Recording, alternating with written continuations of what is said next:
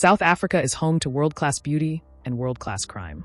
Behind every smiling tourist photo is a country battling something far darker. Corruption, syndicates, and criminals so dangerous, they've vanished completely. These aren't street thugs. They're criminal entrepreneurs, drug lords, human traffickers, fraud masterminds. They don't just break the law, they exploit it. One trafficked millions in narcotics and vanished through an airport like smoke. Another shot a police officer and walked away untouched. One built a forgery empire using fake identities to cash in on millions from government grants. And then there's the one who ran a human trafficking ring while claiming to be a businessman. You won't hear about them on the evening news because they're protected by fear, by silence, and in some cases by powerful friends in high places. The police say they're looking. Interpol says they're wanted. But years later, nothing. So what's really going on? Are they ghosts? Or are they just hiding in plain sight, using fake passports, cash bribes, and legal loopholes? In South Africa, if you have money, contacts, and no conscience, disappearing is easy. This isn't about fear-mongering. It's about exposing a reality no one wants to talk about. The justice system isn't broken. It's been bypassed. These are the 8 most wanted criminals in South Africa. This is how they escaped. And this is why no one has caught them. Yet, because in this country, justice doesn't always knock. Sometimes it gets paid to walk away. Talgard. Talgard doesn't look like your typical fugitive, but then again, murderers rarely do. Born on January 22, 1996, he's just 29 years old, yet already wanted by the South African authorities for murder. This isn't a case of mistaken identity or suspicion. This is a full-blown murder charge backed by a nationwide warrant. Dylan isn't just on the run. He's hiding from a justice system that knows exactly who he is. According to police records, the crime was violent, calculated, and deeply personal. The details haven't been fully released to the public, but what's known is that someone lost their life, and Dylan was at the center of it. When investigators arrived at the crime scene, they knew they weren't dealing with a robbery gone wrong or an accident. This was deliberate. This was intimate. And whoever did it wanted to disappear before anyone could ask questions. Dylan did just that. Before police could bring him in, he had already vanished from his last known address. Witnesses claimed he acted normal in the days following the murder, which only made it more chilling. Some even said he went out, smiled, and carried on as if nothing had happened. But by the time a formal warrant was issued, Dylan was long gone. He's now considered an active fugitive, dangerous, unpredictable, and possibly armed. South African authorities have placed him on their national wanted list and have alerted Interpol to assist with international cooperation. What makes Dylan especially dangerous is his ability to stay silent and unseen. No social media posts, no digital footprints, just a vanishing act that's left investigators with more questions than answers. Interpol believes he could be hiding in small towns across South Africa or may have fled to neighboring countries. He could be working under a fake name, blending into rural communities, living a life that looks completely ordinary on the surface.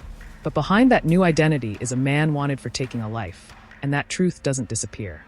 Dylan's youth gives him an advantage. People don't expect a 29-year-old to be a cold-blooded killer.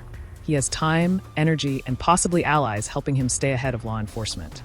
Authorities have released his profile in hopes that someone, somewhere will recognize his face. But so far, no one has come forward with a confirmed sighting. The victim's family is still waiting for justice. They know who did it. The police know who did it. The only question left is, where is Dylan Talgard now? Kishor Nadu. Kishor Nadu is not your average fugitive. He is a man wanted by South African authorities for one of the most serious combinations of charges possible: murder, conspiracy to commit murder, and attempted murder. Born on October 13, 1971, Kishor is now 54 years old, and for over a decade, his name has remained attached to a haunting criminal case. He wasn't just involved in a violent act, he allegedly helped plan it. Authorities believe Kishor wasn't acting alone, which is why the charge includes conspiracy, meaning someone trusted him enough to make him part of a deadly plan. It's one thing to commit a murder in the heat of the moment, but it's another to sit down, discuss it, and prepare for someone to die. This was premeditated. This was intentional. And it didn't stop with one victim. The crime scene told a horrifying story. One person was killed, and another barely survived. That's where the attempted murder charge comes in. Whoever orchestrated the attack didn't just want someone gone. They wanted to wipe out anyone in their way. When law enforcement began digging, Kishor Nadu's name surfaced early in the investigation. But by the time the pieces came together and a formal warrant was issued, he had vanished. There was no dramatic escape, no high-speed chase, just silence. Kishor was gone before the justice system could reach him. And he's been gone ever since. Now classified as a wanted fugitive, Kishor is the subject of nationwide and Interpol alerts. He may be in hiding somewhere in South Africa or living under a false identity in a neighboring country. Authorities believe he may have had help escaping, either from criminal associates or individuals unaware of the severity of his crimes. At 51, he is experienced, calculating, and deeply familiar with how to disappear. His face has been circulated through law enforcement channels, but the public knows little about the man behind the crimes. The charges against him are severe enough that if caught, Kishor could spend the rest of his life in prison. But until that day comes, he walks free, somewhere. Investigators continue to monitor his old connections, hoping he slips up. But fugitives like Kishor tend to go quiet, and they stay quiet. He could be living a double life, holding a job, blending in, smiling to neighbors while hiding a violent past. The victims' families are left in limbo, knowing their loved ones were attacked. But justice hasn't caught up to the man who allegedly planned it all. There is still hope that someone somewhere will recognize him and make the call that brings him in. But until then, Kishor Nadu remains one of South Africa's most wanted fugitives, a shadow in the system who hasn't answered for the lives he tried to destroy. Zukile Satza is a name buried in the pages of international wanted lists. But behind that name is a man who outsmarted a prison system and vanished without a trace. Born on January 17, 1984, Satza is now 41 years old and wanted by the authorities in Namibia for two serious crimes: theft of a motor vehicle and escaping police custody. On paper, those crimes may not sound like a drug cartel takedown or a serial killer manhunt. But what makes Satza's case remarkable is not just what he did, but how he got away with it. Police reports indicate that Satza stole a vehicle that was part of an ongoing investigation and then managed to completely evade surveillance during his attempted arrest. When he was finally captured, officials believed the ordeal was over, but they were wrong. Not long after being held in custody, Zukile executed an escape that embarrassed the local police force and sparked a nationwide search. Sources suggest he may have had inside help or at least knowledge of the facility's weaknesses, pointing to planning far beyond the average criminal. His escape wasn't rushed or panicked. It was deliberate, silent, and successful. By the time anyone noticed he was missing, he had already vanished into thin air. Some believe he fled across the Namibian border the same night, using rural backroads and informal crossings to avoid detection. Interpol was eventually alerted, and a red notice was issued for Zukile Satza, making him an international fugitive. He now exists in that strange in-between world, too dangerous to ignore, yet too elusive to catch. Investigators have tried to piece together his movements using old acquaintances, phone records, and even border surveillance, but so far, nothing has worked. Zukile may be living in South Africa, Zimbabwe, or elsewhere under a false identity. Authorities believe he could be working small jobs, laying low, and avoiding digital footprints to stay hidden. What makes him dangerous is his proven ability to outthink law enforcement not once, but twice. He not only stole a vehicle tied to criminal activity, but he also beat the justice system by simply walking, or running, out of it. His profile doesn't make headlines often, but law enforcement circles treat him like a ticking time bomb. They know he's out there, and they know he's capable of doing it again. Fugitives like Zukile don't just stop. They wait, they watch, and they adapt. Namibian authorities have not released much about the exact circumstances of his escape, which only fuels speculation and frustration. Some say he had a connection on the inside. Others claim the escape was entirely his own doing, a masterclass in manipulation and timing. What's clear is that the manhunt is still active, and any confirmed sighting would lead to an immediate extradition effort. Interpol has flagged him for international cooperation, meaning anyone harboring or helping him is also risking arrest. At 41, Zukile is in his prime, old enough to learn from his past and young enough to keep running. His escape has become a sore point for the Namibian justice system, a stain they've yet to remove. The vehicle he stole? Still missing. The full truth about how he disappeared? Still sealed. Until someone turns him in or makes a mistake that reveals his location, Zukile Satza will remain one of Namibia's most frustrating fugitives. Zanil Sabia. Zanil Sabia was not the type of criminal you'd expect to become one of South Africa's long-standing fugitives.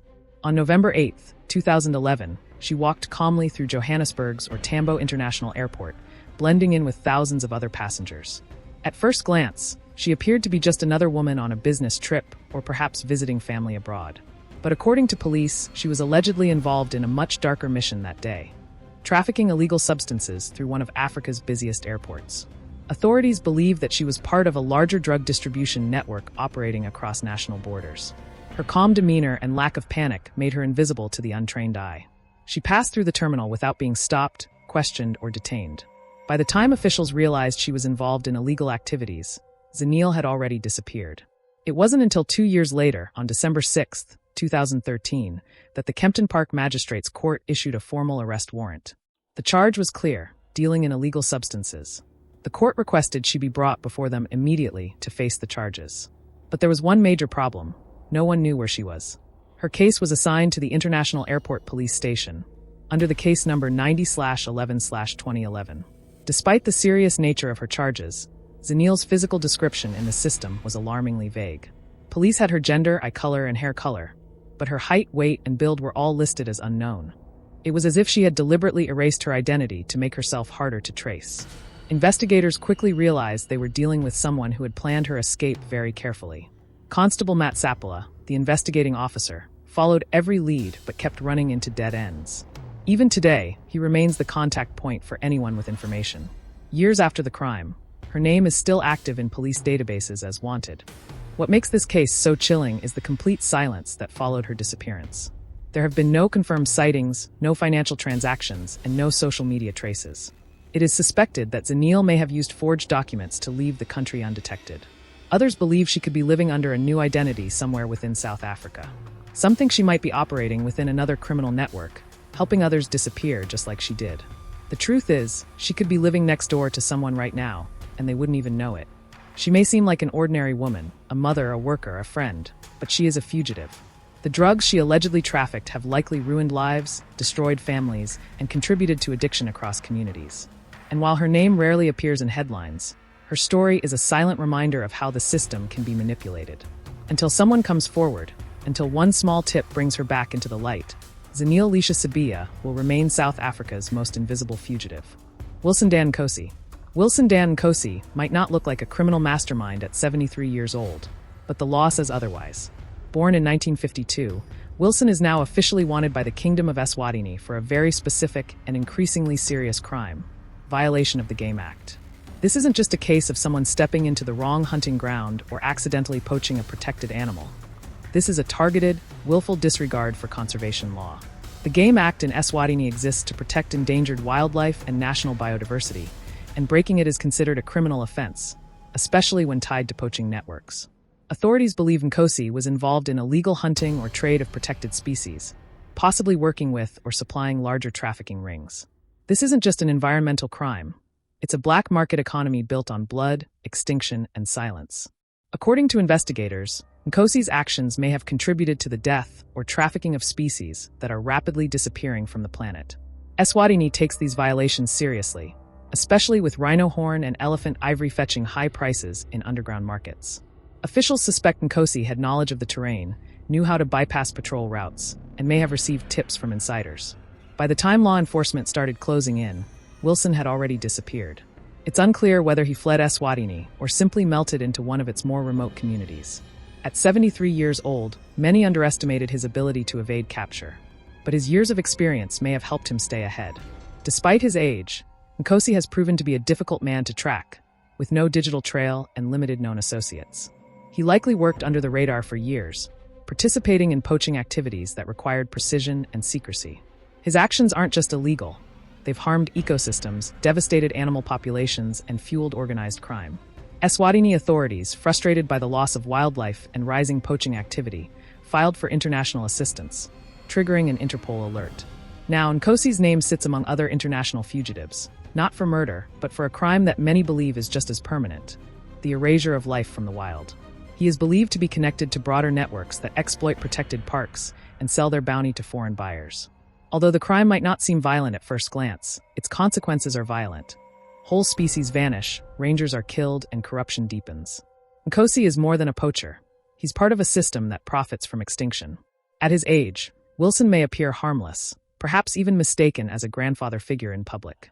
But behind that image is a man running from the law and hiding from consequences that continue to echo in nature. He may have used years of knowledge and bushcraft to avoid detection, surviving in silence. The fact that he has not been caught shows how difficult it is to bring environmental criminals to justice, especially those who operate in remote areas. Interpol's notice is a call not just for his capture, but for global awareness of the invisible war being fought over wildlife. There are rangers and conservationists on the ground risking their lives to stop people like him. Every animal illegally killed, every tusk exported, every trap set in a protected zone. Kosi represents that destruction.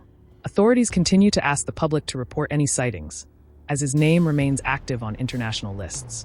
Even now, he could be guiding someone into restricted zones, passing on his knowledge to a new generation of poachers. Until justice is served, Wilson Dan Kosi remains a fugitive, and a symbol of what happens when greed turns against nature. Helena Innocentia Wandu. Helena Innocentia Wandu didn't shoot anyone. She didn't rob a bank. She didn't make headlines for bloodshed. But what she's accused of doing has destroyed lives in another way, quietly, chemically, and permanently. Born in South Africa, Helena was tied to a drug trafficking operation that began unfolding in the early 2000s. On January 9, 2009, she allegedly attempted to move illegal substances through Tambo International Airport, South Africa's largest and most tightly guarded travel hub. She didn't show signs of panic. No shaking. No sudden movements. To airport staff, she was just another woman boarding a flight, calm, collected, and dressed like any working traveler. But behind her calm was a dangerous secret, one that authorities say involved the trafficking of banned narcotics. Whether she was working alone or part of a larger syndicate is still unclear, but the consequences were serious. After the incident, the investigation dragged on quietly in the background, until the system finally caught up. On March 24, 2011, the Kempton Park Magistrates Court issued a formal warrant for her arrest. By then, Helena was already gone. There were no follow-up sightings, no surveillance footage worth pursuing, no leads. Her physical description was incomplete. Eye color unknown, height unknown, weight unknown. Even her build wasn't recorded. It was almost like she never existed in the system at all. All that remained was a name, a warrant, and an international airport that had let something slip through its fingers. Airport authorities referred the case to a special unit working out of the Johannesburg International Station. They've kept the case open for over a decade. No hits. No new evidence.